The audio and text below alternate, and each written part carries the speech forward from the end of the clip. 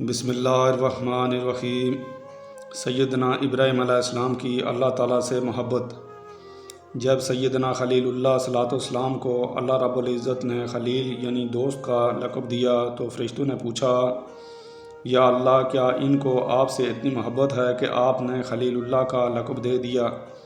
اللہ رب العزت نے ارشاد فرمایا، اگر تمہیں شک ہے تو جا کر امتحان لے لو۔ چنانچہ ایک فرشتہ آپ علیہ السلام کے پاس آیا۔ اس وقت آپ علیہ السلام جنگل میں بکریاں چرا رہے تھے۔ اس فرشتے نے بلند آواز میں کچھ کلمات پڑھے۔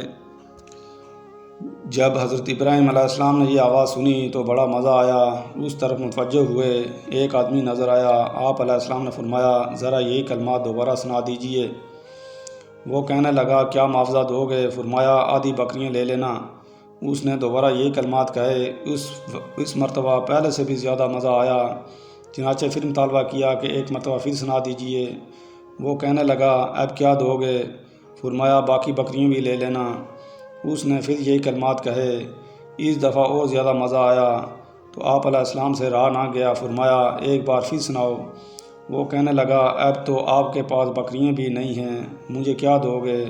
آپ علیہ السلام نے فرمایا، تمہیں یہ بکریاں چرانے کے لیے چرواہے کی ضرورت ہوگی، لہذا مجھے چرواہے کے طور پر اپنے پاس نوکر رکھ لینا۔ یہ سن کر وہ فرشتہ بولا، میں تو ایک فرشتہ ہوں اور امتحان لینے کی غرض سے آپ کے پاس آیا ہوں۔ آپ امتحان میں کامیاب ہو گئے ہیں۔ آپ کو واقعی اللہ رب العزت سے اتنی محبت ہے کہ خلیل کا لقب ضرور ملنا چاہیے تھا۔ سبحان اللہ۔